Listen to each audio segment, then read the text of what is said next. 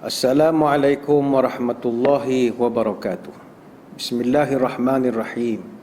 Alhamdulillahi rabbil alamin.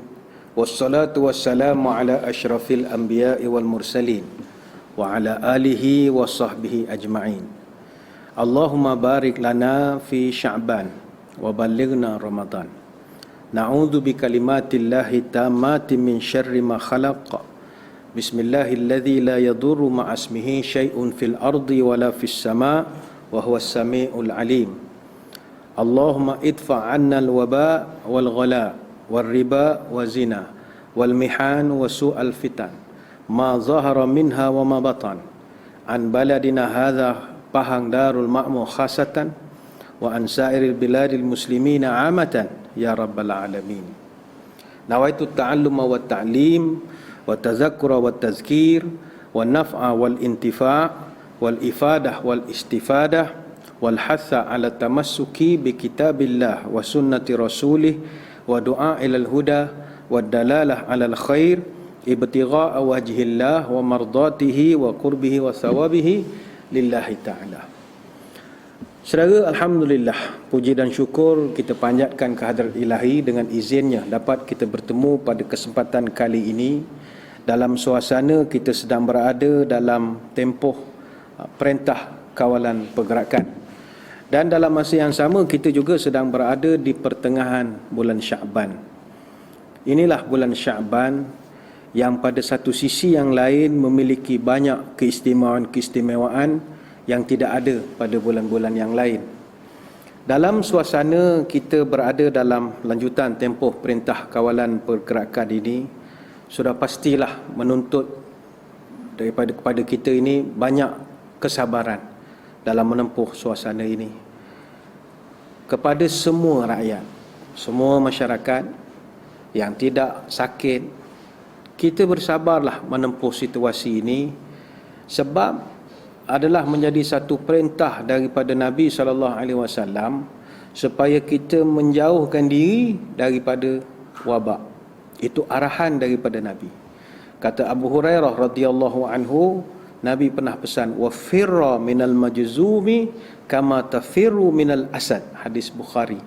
Larilah kamu daripada orang yang berpenyakit kusta, itu satu bentuk penyakit, sebagaimana kamu lari daripada singa. Artinya ada ketakutan di situ. Masalah kita di Malaysia sekarang ni, orang kita ini tak takut langsung. Memang boleh serah diri pada Allah, tak ada masalah. Tetapi melarikan diri daripada penyakit, itu juga arahan agama. Dalam satu hadis yang lain, la yuridu mumridun ala mumsih. Pesakit yang menjangkit tak boleh datang kepada orang yang sihat. Dan begitulah sebaliknya. Sekarang ni pula ada pula timbul kenyataan daripada Kementerian Kesihatan sporadik, iaitu orang-orang yang kena bawa kuman ini tapi tidak ada gejala. Jadi lebih baiklah kita ini kekal tinggal di rumah. Kecuali kepada frontliner kita yang terlibat di barisan hadapan, petugas-petugas di hospital, di pusat-pusat kuarantin, itu tak ada arah lah, mereka kena bertugas. Dalam soal inilah, dalam satu hadis Nabi pernah bersabda, kalimil majzuma wa bainaka wa bainahu qidu rumhin aw rumhaini. Nabi pesan, boleh bergaul dengan orang-orang yang sakit, tapi jarak kena jaga. Jaraknya antara selembing dengan 2 lembing. Hadis daripada riwayat Abu Nu'aim. Jadi bersabarlah kepada semua yang sedang menghadapi situasi ini. Begitu juga saya percaya ada di kalangan yang sedang menonton siaran ini adalah saudara-saudara kita yang sedang di kuarantin, duduk menunggu berbelah-belah hari untuk memastikan tubuh badan mereka bebas daripada penyakit. Terima kasihlah kerana menengok ceramah-ceramah sebegini. Tapi apa yang saudara-saudari sedang lalui ini adalah kehendak agama juga, bukan sekadar satu perintah daripada pihak kerajaan. Fa idza sami'tum bihi fala tadkhulu alaihi wa idza waqa'a bi ardin wa antum biha fala tafirru minhu. Bila kamu tahu di satu tempat ada penyakit, jangan pergi. Dan kalau tempat kamu ada penyakit, jangan kamu keluar. Artinya duduk diam-diam. Hadis riwayat Imam Muslim. Jadi bersabarlah. Saya juga percaya ada di kalangan masyarakat kita sekarang ini yang berada dalam keadaan sedih, khususnya bagi orang yang dah biasa mengimarahkan masjid, terutama orang lama kita, pakcik-pakcik kita, ayah-ayah kita di kampung, ibu-ibu kita, memang dah rutin mereka sejak bersara ni ke masjid. Jadi bila tak dapat ke masjid, terhalang untuk beribadah, bersabarlah juga.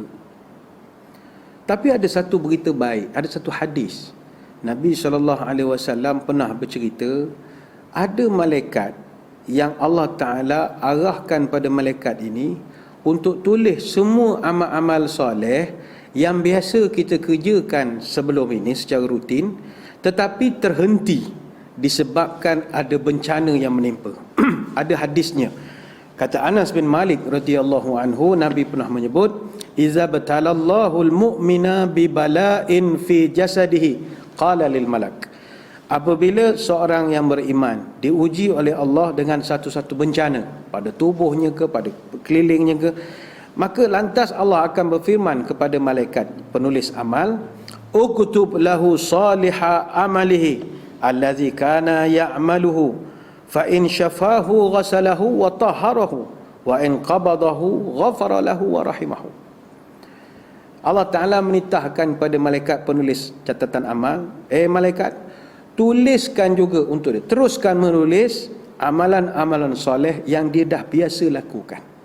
Kemudian jika Tuhan hilangkan bencana yang menimpanya itu, maka Allah akan jadikan hidup dia dalam keadaan baru, bersih, suci daripada dosa. Tapi andai kata Allah mengambil nyawa dia semasa berlaku musibah itu, Allah akan berikan dia keampunan dan diberikan rahmat kepadanya. Hadis daripada Ibnu Abi Syaibah, Imam Ahmad dan juga Al-Baihaqi. Jadi ini untungnya orang yang dah biasa beramal, pergi ke masjid, buat kerja-kerja, mengimarahkan masjid, tiba-tiba dah hampir 20 hari lebih tak dapat nak ke masjid. Rupanya Allah Ta'ala dengan rahmat belah ihsannya masih mengarahkan malaikat, catatkan seolah-olah dia pergi ke masjid juga. Saya juga percaya ada di kalangan para penonton kita sekarang ini terdiri daripada yang sedang menjalani rawatan, yang sedang sakit, sama ada dalam pemerhatian ataupun memang sedang mengalami gejala-gejala COVID-19 dan seumpamanya. Kepada mereka juga kita tidak adalah nasihat yang terbaik melainkan bersabarlah. Apa sebab penyakit ini adalah kemuliaan. Janganlah kita bila didapati kita ini positif misalnya, lalu kita merasakan ini satu kehinaan. Oh, Allah nak menghina aku. Kenapa orang lain okey, aku yang kena. Apa salah aku? Aku tak pergi ke perhimpunan itu, aku tak pergi ke Itali, aku tidak pergi ke duit kahwin di sekian-sekian. Kenapa aku yang kena? Why me? Ketika kita bertanya why me, Allah Ta'ala tanya pula kepada kita, why not? Apa masalahnya? Sebab itu para salafus salih, mereka merasa sangat mulia bila kena penyakit. Ini bukan suruh cari penyakit, tidak. Ini kepada yang sedang sakit, jangan rasa down, mesti rasa mulia. Apa sebab? Pertama, kata salafus salih, orang yang sakit, Allah ampunkan dosa mereka. Kan sedang, biasa kita kalau nak Allah ampunkan dosa, kena buat amal ibadah, kena pergi ke Mekah, tawaf Kaabah, buat umrah, macam-macam, kena keluar belanja, sedekah itu. Orang yang ditimpa penyakit, itu Allah ampunkan dosanya. Dalam hadis disebutkan, ma min muslim yusibuhu adhan illa hatallahu anhu khadayahu kama tahat waraqus syajar.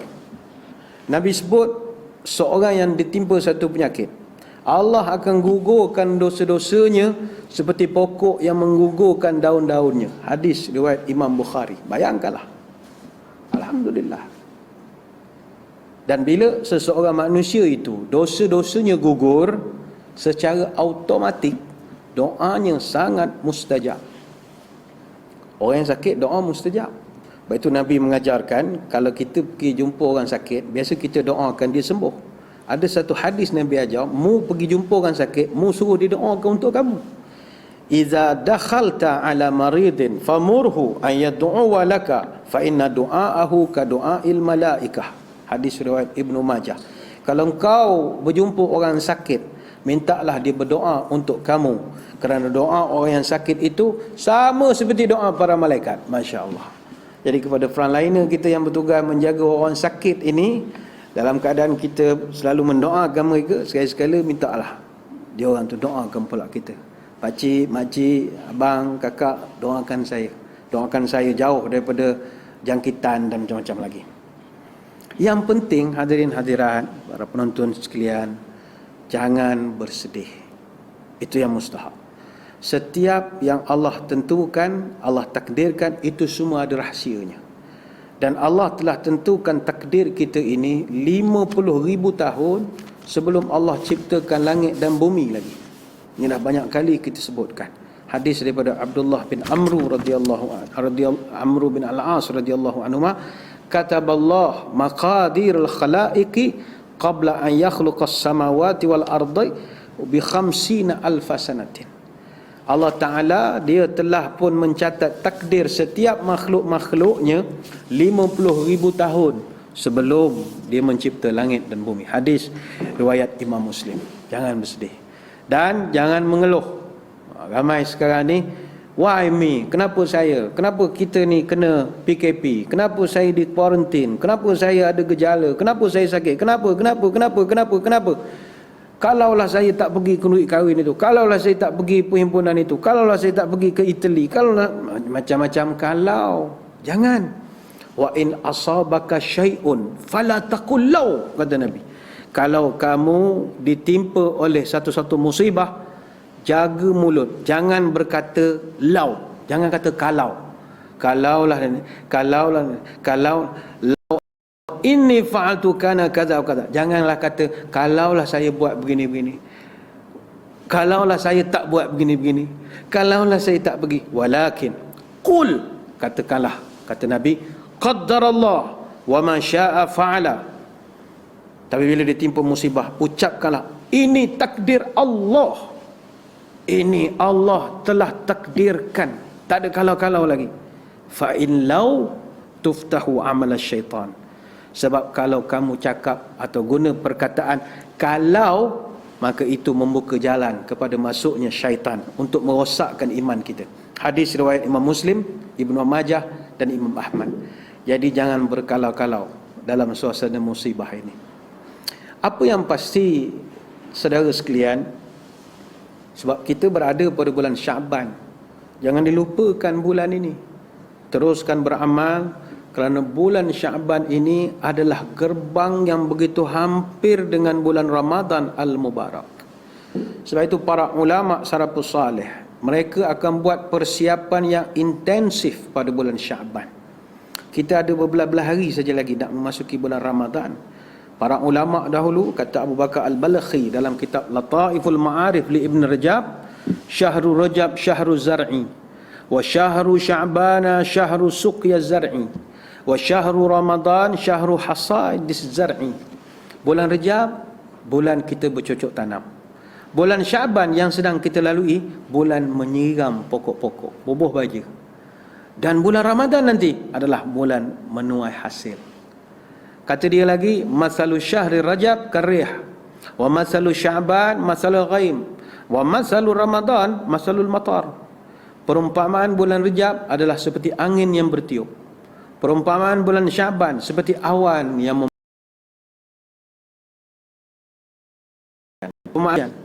wa man lam yazra wa yaghris fi Rajab wa lam yasqi fi Syaban fa kaifa yuridu an yahsida fi Ramadan.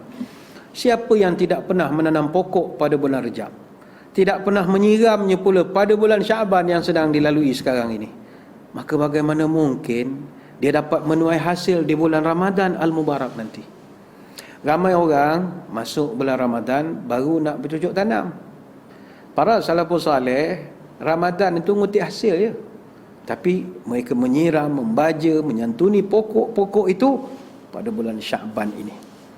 Sebab itu ayo kita isi masa kita. Tuhan beri kita lapang masa yang sungguh-sungguh. 20 hari lebih kita berada sekarang ini dalam suasana tak keluar rumah, sekali-sekala pergi ke kedai, banyak masa di rumah. Jom, ini peluang melakukan banyak amal ibadah. Dalam Sunan An-Nasa'i ada dinyatakan tentang kelebihan bulan ini untuk kita melakukan amal ibadah. Antara yang paling masyhur adalah pertama sekali melakukan ibadah berpuasa.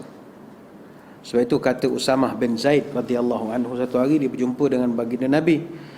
Dia pun tanya, "Ya Rasul, saya tak pernah tengok Tuan berpuasa pada bulan-bulan lain sebanyak puasa pada bulan ini, bulan Syaban.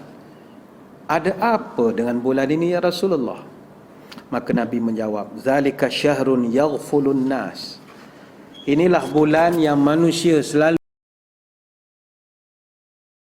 apa terlepas sekarang pun dek kerana sibuk dengan suasana PKP ataupun enhance PKP, sibuk melihat data-data statistik daripada Kementerian Kesihatan turun naik orang sakit dan macam-macam lagi, maka kita terlupa. Betul, yaghfalun nas. Nabi kata bulan Syaban ni bulan selalu manusia terlupa, terlepas pandang.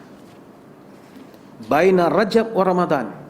Bulan ini dia duduk antara bulan Rajab dan bulan Ramadan, dia tersepit. Wa huwa syahrun turfa'u fihi a'malu ila rabbil alamin fa uhibbu an yarfa 'amali wa ana sha'ib. Pada bulan inilah, bulan Syaban, Allah akan angkat seluruh amal-amal manusia untuk direkodkan. Dan aku sangat suka andai kata amalanku nanti diangkat ketika aku sedang berpuasa. Hadis riwayat Imam An-Nasa'i. Jadi yang pertama sekali, banyakkan berpuasa. Kita ada masa yang banyak. Dan saya ingat dalam suasana PKP ni, puasa adalah amalan yang bagus. Sekarang ni ramai duduk di rumah, Masya Allah, luar biasa sekali. Naik saiz badannya, makan saja kerja, celik mata makan, tengok TV mengunyah, ke dapur ke bilik, dah pergi keluar dah tak boleh lagi. Jadi tempat paling kerap dia masuk dapur. Jak ke dapur, peti ais tu saya ingat longkah itu, cabut pintu peti ais tu, buka tutup, tudung saji, buka tutup. Tidak salah, tapi kesihatan perlu juga sama-sama dijaga. Banyak makan, keluarnya tidak ada, exercise kurang, sakit pula nanti. Jadi solusi paling mudah berpuasa. Puasa pada bulan Syaban. Kata Aisyah, "Fama ra'aitu Rasulullah istakmala siyam syahran illa Ramadan." Saya tak pernah tengok Nabi puasa genap sebulan melainkan Ramadan saja. Wa ma ra'aituhu aktsar siyaman minhu fi Sya'ban. Dan bulan-bulan lain saya tak pernah tengok Nabi kerap puasa melainkan bulan Sya'ban. Hadis Bukhari dan Muslim. Kata para ulama, puasa Sya'ban ni dia ada satu kelebihan.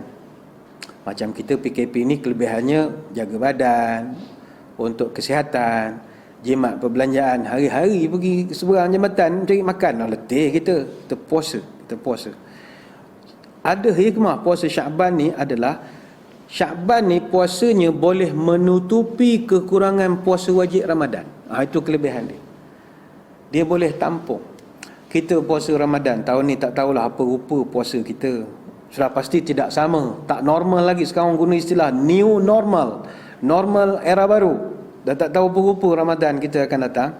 Tetapi tidak ada jaminan Ramadan atau puasa yang kita buat di bulan Ramadan itu markah 100%. Mustahil. Nak 100% apa? Membuta kerja lepas sahur, daripada sahur tidur sepanjang hari, sedar zuhur saja. Mana pahala tak banyak. Tapi tak apa, boleh tampung, bocor, koyak puasa Ramadan kita nanti dengan menggunakan puasa Syaban. Kata para ulama, kalau semayang fardu, yang menutupnya adalah solat sunat rawatib. Kita kan semayang fardu, mana markah 100%. Semayang pula di rumah sekarang ni dengan anak berlari-lari pula, mengacau kakak, mengacau abang, orang tu sujud, lompat. Bila nak khusyuknya? Semayang masjid ada khusyuk sikit. Jadi kita adalah lompong-lompong di situ. Tapi tak apa, kita buat semayang sunat rawatib. Orang kita panggil qabliyah, ba'diyah. Jadi kata ulama, sunat qabliyah, ba'diyah kerjanya menampung semayang fardu kita yang ada kekurangan. Maka sama dengan puasa Ramadan, yang menampung dia adalah puasa Syaban. Jadi puasa Syaban itu dia sama macam semayang qabliyah. Adapun puasa 6 itu macam ba'diyah, dia tampal daripada belakang, yang Syaban tampal daripada depan. Jadi Syaban kita puasa, nanti lepas Ramadan Puasa 6, jangan tinggal puasa 6. Jadi kita niatkan, kalau ya Allah adalah bocor-bocor, lompong-lompong sana sini puasa aku di bulan Ramadan, tampalkan dengan puasa Syaban dan puasa bulan Syawal nanti. Yang pertama, hendaklah kita banyakkan berpuasa. Yang kedua, rajin-rajinlah membaca Quran. Dah tak ada alasan dah untuk tidak membaca Quran. Dulu kita tak ada masa nak membaca Quran ni. Mana ada masa nak membaca Quran? Baca malam Jumaat pun mujur. Payah nak baca Quran. Tunggu Ramadan esok baru nak baca. Faktor utama tak dapat nak baca Quran, sibuk. Maka sekarang Tuhan bagi selapang-lapang masa. Dan Syaban ini memang bulan sangat sesuai baca Quran. Kata Salamah bin Kuhail rahimahullah, kana yuqalu syahru Sya'bana syahrul qurra. Bulan Syaban ini kami gelarkan bulan pembaca Quran, qurra. Bulan Ramadan, bulan Quran. Bulan Syaban, bulan pembaca Quran. Sebab itu dalam kitab Lataiful Ma'arif li Ibn Rajab Al-Hambali banyak dicatatkan kisah-kisah salafus salih. Antaranya Amr bin Qais, bila masuk bulan Syaban, dia tutup kedai dia dan dia akan baca Quran je kerjanya. Dulu bila kita baca cerita-cerita ini, kita rasa mustahil. Oh, macam mana nak tutup kedai ustaz? Saya tutup kedai tak ada masuk. Mana nak nega? Saya nega hari-hari, warung apa semua tak ada, tutup jeng sekarang Tuhan dah bagi masa lah kita. Rupanya nak bagi kita merasa macam mana salafus salih tutup perniagaan kerana nak baca Quran. Biasa kita dengar orang tutup bulan Ramadan, tutup Ramadan baca Quran. Salafus salih Syaban dah tutup kedai dah. Sebab mereka tahu ini bulan-bulan pembaca Quran. Dalam tempoh kawalan pergerakan ini, ayolah kita baca Quran. Kalau dapat khatam Quran, alhamdulillah. Kita pun hampir sebulan juga tempoh PKP ini. Andai kata kita baca secara konsisten, memang dapat khatam Quran. Dia solusi mudah untuk khatam Quran. Al-Quran ni dia terdiri daripada 604 halaman. Kertasnya 302 helai kertas.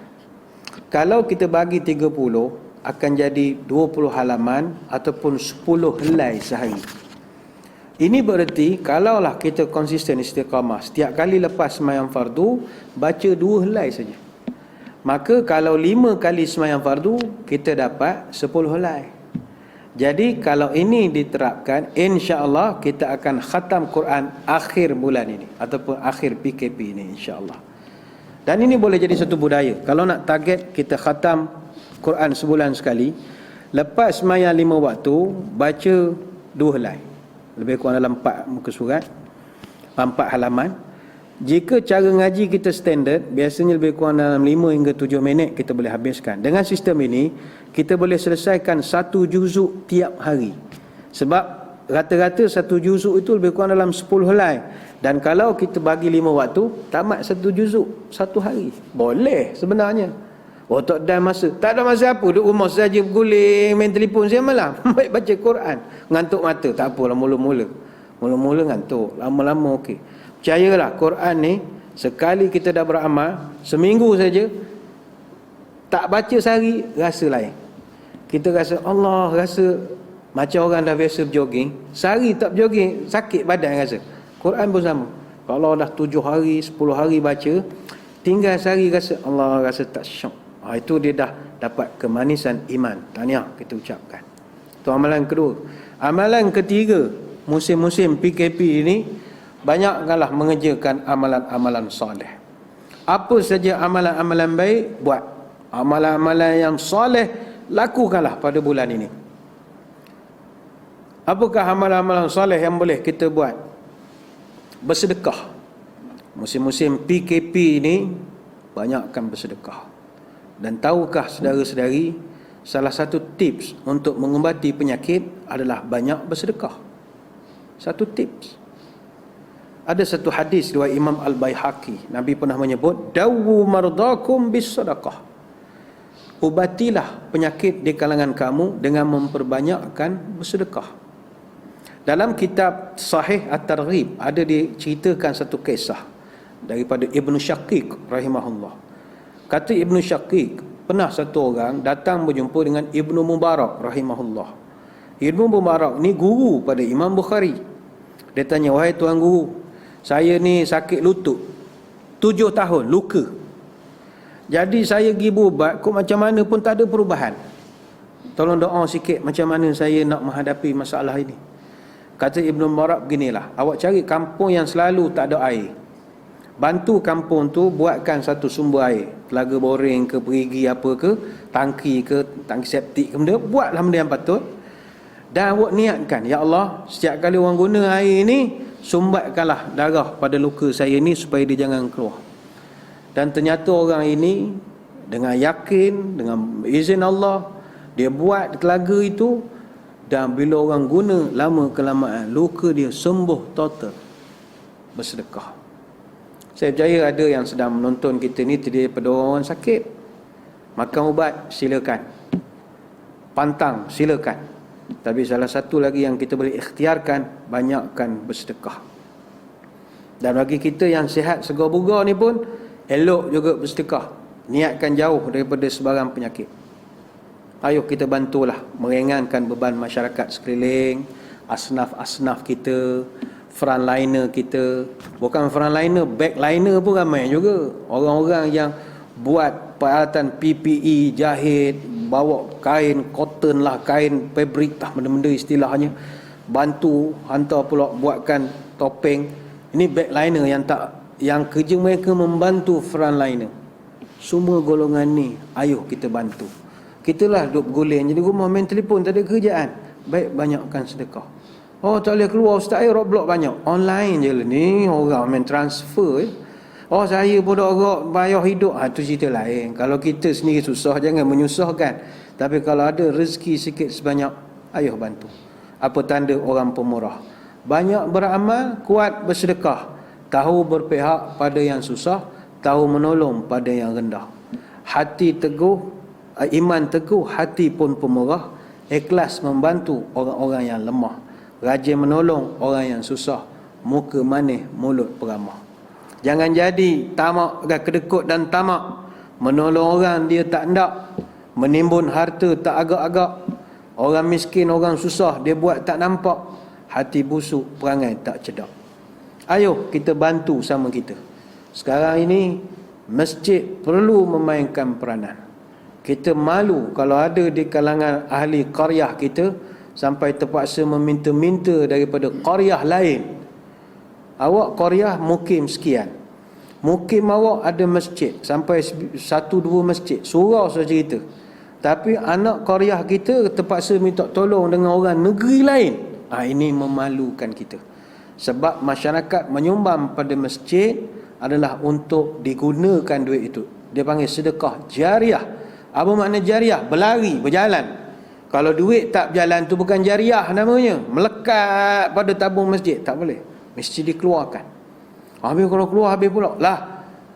Wa ma anfaqtum min syai'in. Apa saja yang kamu sedekahkan, bal yasdad, bal yasdad, bal yasdad. Allah akan tambah.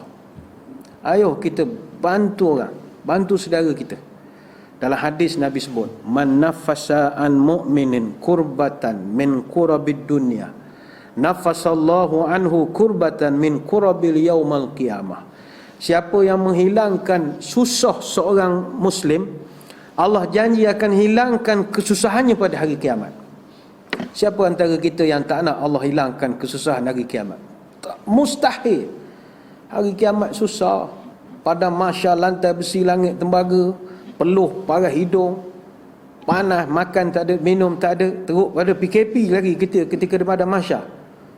Orang ramai berjuta, berbilion, bertriliun. Takkan kita tak nak Allah bantu kita? Allah akan ringankan kesusahan di hari kiamat. Caranya kita bantu orang. Bagaimana? Nabi berikan detail. Pertama, beri orang makan. Orang yang lapar makan. Au tatrudu anhu ju'an, beri orang makan. Saya ingat ramai di kalangan masyarakat kita sekarang yang tak makan. Kita syukurlah kehadrat ilahi. Pas COD, pas delivery. Saya ingat orang pos laju macam saudara lah, hari-hari datang ke rumah. Tinggal tak minum sirap je rumah kita. Ada order pizza, tak salah. Bukan kata ni salah, dah. Tahukah kita ada orang luar sana tak tahu benda nak makan dah. Tak ada benda dah. Susah. Nak keluar, duit pula tak ada. Duit tak ada. Nak pergi ke bank orang beratur, ya Allah panjang macam budak sekolah naik bas. Panjang, tak sanggup. Duit tak ada, orang susah. Berilah makan. Tahniah kita ucapkan kepada NGO yang bagus betul sekarang ni, buat makan, bungkus elok-elok, hantar kepada orang-orang yang memerlukan. Bantulah mereka. Hamper-hamper ini besar sungguh pahalanya. Tatrudu anhu ju'an. Engkau hilangkan lapar satu orang, itu tinggi nilainya di sisi Allah. Yang kedua, Nabi mengajarkan menolong orang ni, au yaqdi anhu dainan. Engkau tolong ringankanlah hutang dia. Ni kepada tuan-tuan rumah, orang yang sedang menyewa dengan kita. Untuk bulan ni kita berlapang dada lah. Oh, saya pun dok kan bank kan dia ringankan kita punya pinjaman pun semua. Saya nak nyebut tak ertilah istilah kewangan ni. Mana orang dak memudahkan kita memudahkan orang pula. Atau contoh kita bawa van sekolah, takkan ambil full, takkan ambil penuh. Bulan 3 tak ada lagi ambil lah bulan 3 separuh dah lah, 18 hari bulan kan. Orang tak sekolah dah lepas pada tu. Tak boleh pajak setara. Itu sebut berlapang dada. Legally right but morally wrong. Orang tengah susah. Ada satu hadis Nabi sebut, kana tajirun yudayinun nas fa iza ra'a mu'siran qala li fityanihi tajawazu anhu la'alla Allahu an yatajawaz 'anna fatajawaza Allahu anhu. Hadis Bukhari Muslim. Nabi cerita ada seorang, dia ni berhutang pada orang berhutang dengan dia lah. Kemudian dia dapati orang tu bulan tu susah. Umpama kita sekarang bulan tu kita punya orang yang berhutang kita ni PKP, tak boleh meniaga, pasar malam tak ada. Dia niaga pasar malam, duit main hari-hari punya.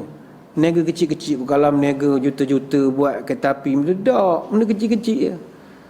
Jadi dia tengok orang tu pun susah, maka dia berkata kepada pegawai dia, tajawazu anhu, abaikan hutang dia untuk bulan ini. Nanti dia dah okey esok, kita kira balik. La'alallah yatajawaza anna, mudah-mudahan Allah akan beri manfaat pada kita. Maka kata Nabi, apabila orang tu ucapkan tajawazu anhu, abaikan hutang dia bulan ini, Allah terus jawab, fatajawazallahu anhu, aku pun abaikan semua dosa-dosa orang ni pada aku. Takkan tak nak, wahai pemandu band sekolah, wahai tuan-tuan rumah yang orang menyewa pada dia, wahai orang yang berhutang pada dia, bukannya suruh halal, tidak, meringankan. Itu garis bawahkan perkataan meringankan, berbagi rasa, bertenggang rasa. Yang ketiga, Nabi mengajar kalau nak menolong orang, penuhi keperluan dia. Wala an amshi ma'a akhin li fi hajatin ahabbu ilayya min an a'takif hadzal masjid, yakni masjid Madinah syahrun. Kata Nabi, akulah keluar mencari orang susah, bantu penuhi keperluan dia, itu lebih aku suka daripada duduk iktikaf dalam Masjid Nabawi ni sebulan. Siapa di kalangan tuan-tuan yang pernah iktikaf Masjid Nabawi sebulan? Masjid negeri pun orang tak iktikaf sebulan, ni pula Masjid Nabawi, halau dia boleh ya.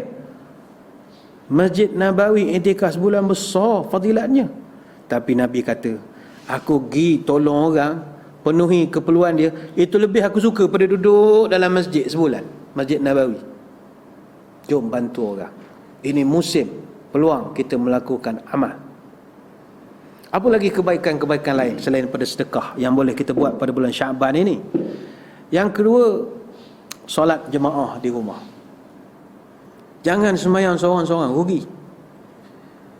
Baru-baru ni ada satu statistik daripada pihak pemerintah mengatakan kadar jenayah turun 70%.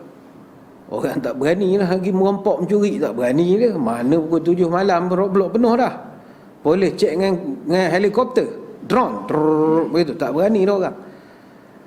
Jenayah turun 70%, tapi masalahnya pula, masalah rumah tangga naik pula menjanak-janak.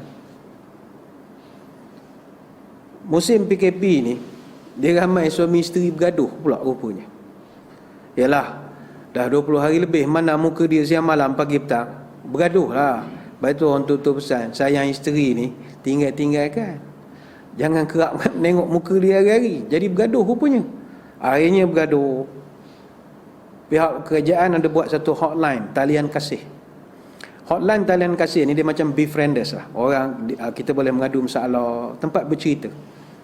Sejak daripada PKP, talian kasih ni terima panggilan lebih kerap, naik sampai 57%. Mereka dapat lebih kurang dalam 1893 panggilan khusus daripada para isteri yang menyampah ke suami masing-masing. Dah membuta kerja, menerak macam ular belengkor begitu, tak ada kerja, duduk, tak ada langsung bangun nak bersih. Isteri tu jadi bergaduh. Ataupun suami menengok isteri kerja mengganti telefon daripada pagi sampai ke malam, tersengih-sengih main telefon. Akhirnya bergaduh. Beginilah salah satu solusi mengurangkan pertelingkahan dan pergaduhan dalam rumah tangga, sembahyang jemaah. Sembahyang jemaah ni payah nak bergaduh. Boleh bergaduh, tapi gencatan senjatanya sering berlaku. Katalah kita bergaduh lepas pada subuh bergaduh, adalah hal-hal bergaduh. Anak tak buat kerja rumah, anak tak bangun-bangun, adalah masalah-masalah. Masuk zuhur sembahyang berjemaah, suami imam, isteri makmum. Habis saja sembahyang ni, tadi kita dah bermasam muka daripada subuh sampai ke tengah hari. Habis sembahyang zuhur, kita pun berzikir, berdoa, bersalam-salaman. Si isteri, kalaulah lepas dia salam tangan suami dia, habis salam, dia buka saja telekung mengkana, kalau dia sambung semula kelahi, memang keturunan ahli gusti betul lah. Jarang dia dah salam tu selesai. Kalau bergaduh pun bergaduh semula. Nanti asar gejatan senjata balik.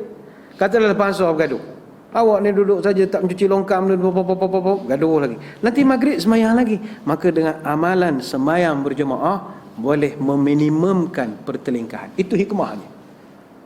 Semayanglah berjemaah di rumah. Allah, ustaz saya ni tak apa mana surah, Qul huwallah. Tak apalah, mana hak boleh sajalah. Mana hak boleh saja. Jangan suruh isteri jadi imam. Saya suruh isteri boleh tak? Dia dulu sekolah Arab. Jangan. Imam mesti orang lelaki-lelaki. Suruh orang lelaki-lelaki jadi imam. Cuma kita mengambil kesempatan, alang-alang kita dah melakukan sembahyang berjemaah di rumah, kita di Jabatan Agama menjalankan kempen untuk setiap masyarakat di negeri Pahang untuk mengumandangkan azan di rumah masing-masing. Ini satu syiar yang begitu baik. Di azan ini, jangankan sembahyang berjemaah, sembahyang seorang pun digalakkan azan. Dalam hadis Nabi sebut, idza kana rajulu bi ardin qiyyin fahanatis salatu falyatawadda fa illam yajid ma falyatayammam. Nabi kata, kalau kamu pergi ke satu kawasan padang pasir, tandus yang gersang, tak ada orang seorang pun, dan masa itu masuk waktu sembahyang, maka berwuduklah kamu. Kalau tak ada air, bertayamumlah kamu. Fa in aqama shalla ma'ahu malakah. Dan sebelum kamu sembahyang, kamu qomat. Siapa yang sembahyang dengan qomat, akan ada 2 malaikat ikut dia jadi makmum. Wah, sembahyang seorang tapi belakang ada makmum, malaikat tu. Itu kalau kita qomat. Wa in adzana wa aqama shalla khalfahu min junudillah ma la yura tarfahu. Tapi kalau semayang itu kita mulakan dengan azan, kemudian kita qomat, maka yang akan mengikut kita di belakang adalah tentera-tentera Allah yang tak dapat kamu lihat penghujungnya di mana, saujana mata memandang. Hadis Abdul Razak dengan sanad yang sahih. Jadi kita di rumah suruh anak kita azan, anak laki-laki suruh dia azan. Alah, anak baru 4 tahun ustaz, macam mana nak azan? Bagi skrip, tuliskan skrip. Tak tahu Arab, tulis Rumi dulu, tak apa. Allahu Akbar, apa tu? Tapi budak-budak biasalah, kadang kalau suruh azan ni macam-macam ada Allahu Akbar 2 kali, Allahu Akbar 2 kali. Ngapa awak sebut 2 kali? Ni abah tulis 2 kali, rupanya kita nak ngabar ulang 2 kali. Budak baru je 1 je 2. Tak apa, ini latihan untuk dia. Lama-lama dia suka menyanyi, suka takkan azan tak suka? Azan. ajarkan qomat. Kadang bukan anak laki kita besar pun kadang tak reti juga. Allah Ta'ala, Allah Ta'ala, Allah Ta'ala pula lah. Jarang. Bilal ni kan kerja eksklusif, bukan semua orang buat. Ayo kita azan. Azan ni banyak manfaatnya. Dalam konteks suasana kita banyak wabak ni, bagus azan. Ada satu hadis Nabi bercerita kepada Abu Hurairah radhiyallahu anhu, "Idza nudiya lis-salati adbara syaitan wa lahu duratun hatta la yasma' ta'zin. Fa idza qada an-nida aqbala hatta idza sawaba bis-salati adbara." Dalam satu hadis riwayat Bukhari Muslim, Nabi cerita, bila azan berkumandang, setan lari lintang pukang. Dan bukan sekadar lari, walahu duratun. Ini apa terjemahannya? Nak nyebut segan, tapi syaitan lari keluar angin kok belakang, pom pom pom pom pom pom sambil berlari. Buk sambil berlari. Keluar angin ikut belakang dia. Begitu takut dia mendengar azan. Dan bila dia tak dengar azan, dia datang lagi ke rumah kita. Bila kita qamat, dia lari lagi, kata Nabi. Jadi kalau rumah kita dapat diamalkan budaya azan qamat, azan qamat, azan qamat, mudah-mudahan syaitan tak masuk, penyakit pun tak masuk lah, mudah-mudahan. Mudah-mudahan benda-benda tak elok semua tak masuk. Cuma bila azan berkumandang dalam rumah, kepada yang mendengar azan, jangan lupa berdoa. Rugi kalau tak berdoa. Sintani la turaddani au qallama turaddani, ad-du'a inda nida wa indal ba's inda yulhim ba'dun ba'dah. Nabi sebut dalam satu hadis riwayat Abu Daud, Al-Baihaqi dan juga Al-Hakim, dua doa yang Allah tak akan tolak.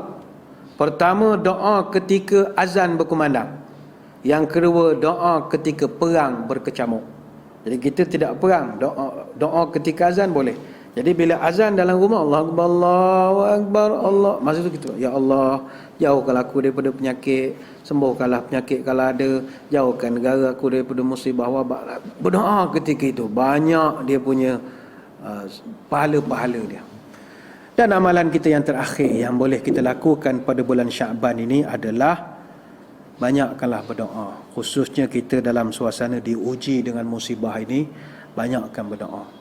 Kita yang paling kita minta Allah bantu kita adalah mudah-mudahan Ramadan yang bakal bertandang berbelah-belah hari saja lagi ini datang dalam keadaan new normal, dalam keadaan kita masih boleh beribadah.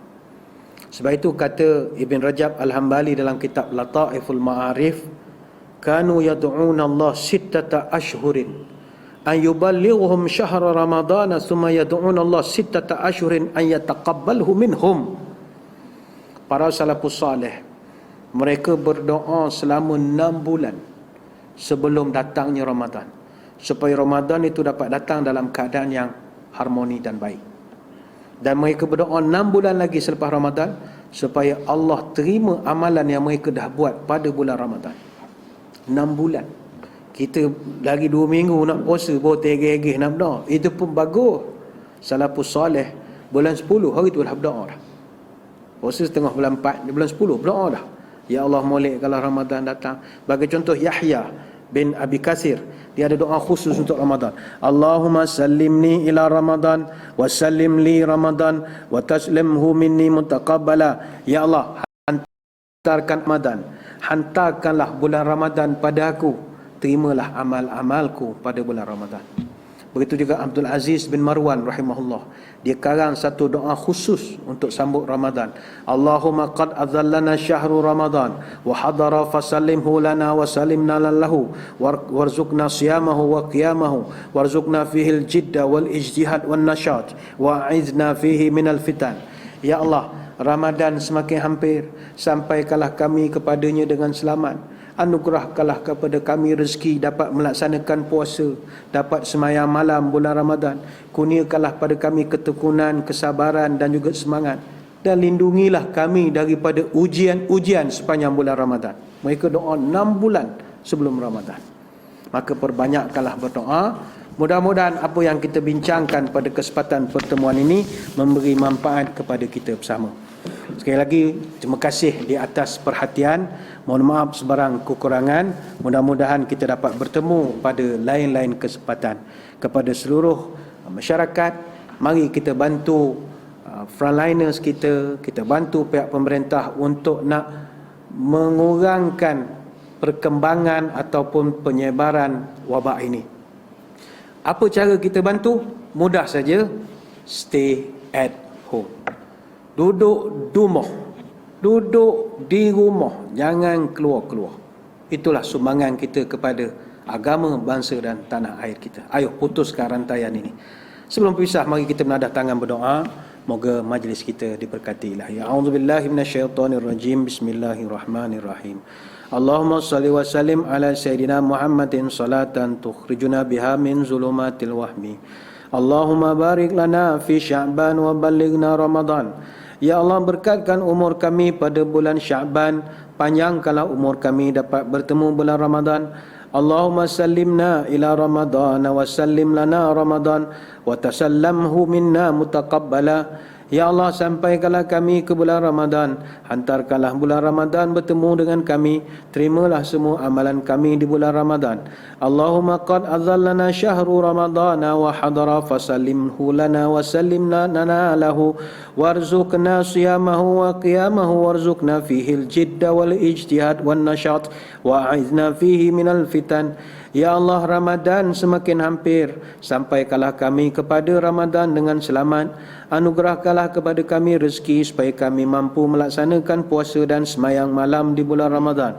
Kurniakanlah kepada kami ketekunan, kesabaran dan juga semangat beribadah. Kami berlindung kepadamu dari sebarang fitnah yang ada pada bulan Ramadan. Na'udzubi kalimatillahi ta'amati min syarri ma khalaq. Ya Allah, kami berlindung dengan kalimahmu yang maha sempurna dari segala wabak yang sedang melanda. Allahumma inna nas'alukal afiyah fid dunya wal akhirah. Ya Allah, kami mohon padamu keselamatan di dunia dan juga di akhirat. Allahumma inna na'udzubika minal baras wal junun wal juzami wa min sayyi'il asqam. Ya Allah, kami berlindung denganmu dari penyakit sopak, penyakit gila, penyakit kusta dan apa juga penyakit atau wabak yang sedang melanda. Subhanakallahumma wa bihamdika nashhadu an la ilaha illa anta nastaghfiruka wa natubu ilaik. Wa sallallahu ala sayyidina Muhammadin wa ala alihi wa sahbihi baraka wa sallam. Walhamdulillahi rabbil alamin. Wabillahi taufiq wal hidayah. Wassalamualaikum warahmatullahi wabarakatuh. Wallahu a'lam. Stay at home.